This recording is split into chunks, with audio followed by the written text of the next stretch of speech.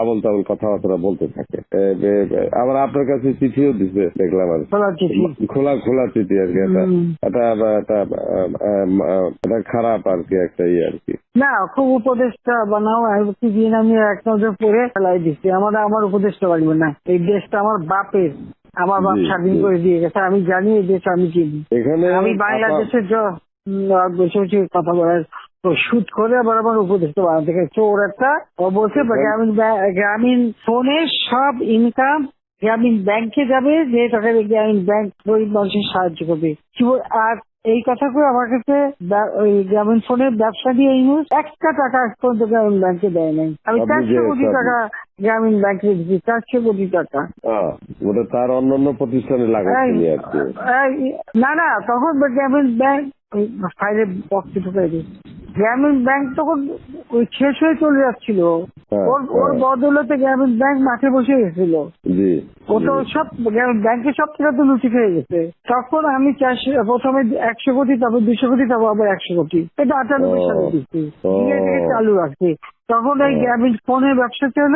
এই ব্যবসাটার থেকে যে লাভটা হবে সেই টাকাটা চলে যাবে গ্রামীণ ব্যাংকে, রেগুলার গ্রামীণ ব্যাংকে একটা সোশ্যাল ইনকাম থাকবে। এই বলে ব্যবসা নিয়ে যখন ব্যবসা নেই, তোমার বলে রাখি, যদি কোনদিন প্রশ্ন ওঠে বলতে পারবা, 51% মালিক হলো বাংলাদেশ আর 49% হলো নরওয়ে কোম্পানি। আর এখন যে দেখো সব সে ব্যবসা নরওয়ে কোম্পানির কাছে, তার নিজের কাছে বোধহয় 10% বা 15% মতন হয়তো থাকতে পারে, সমস্ত সে বেঁচে খেয়েছে। আর একটা টাকা কোনোদিন গ্রামীণ ব্যাংকে এখান থেকে দেয় নাই। আর আমরা সবচেয়ে বেশি ফ্যাসিলিটি তাকে দিচ্ছিলাম, রেলওয়ে, ফাইবার অপটিক ব্যবহার থেকে শুরু করে সবকিছুতে তাকে এক্সট্রা সুযোগ দেওয়া হয়েছিল। ওইভাবেই তো গ্রামীণ ফোনটা তো অন্যদের থেকে সে সবচেয়ে বেশি সুবিধা পাইছে। ওর একটা রক্ত চুষে খাইছে সব। আমি বলছি যে রক্ত শোষা, গরিবের রক্ত শোষা।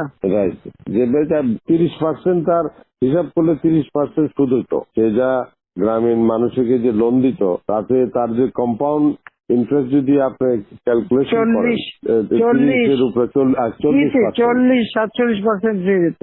দেখে এমন হয়, তাহলে আর লোকের আর কি থাকবে, ও তো গরিব আরো বেশি করে হয়ে যাবে। হিলারি ক্লিন্টনে, তোমরা তো ইতিহাস জানো না, হিলারি ক্লিন্টনে নিয়ে গেছিল যশোরে, তার হাত দিয়ে গ্রামীণ ব্যাংকে ঋণ দেওয়ালো। এরপর সেই লোকগুলি সাধারণ গরিব লোক, হরিজন গ্রুপ, তারা ওই এলাকায় আর থাকতেই পারে নাই, কারণ ওই ইন্টারেস্ট দিতে দিতে দিতে তারা ফকির হয়ে নিজের যে বাড়িঘর ভিটা মাটি তাও কেড়ে নিয়ে গেছে। তারপরে তারা ওই এলাকা থেকে হারাই গেছে। দেন আমি খুঁজছি, একজনের পাশে খাগড়াছড়ি, সেখানে যে এসে কাজ করে খায়, আর একজন বোধহয় নীলফামারী, দিনাজপুর, কোথায় যে এরা ওই পরিবার সদস্য ওই এলাকা থেকেই হারাই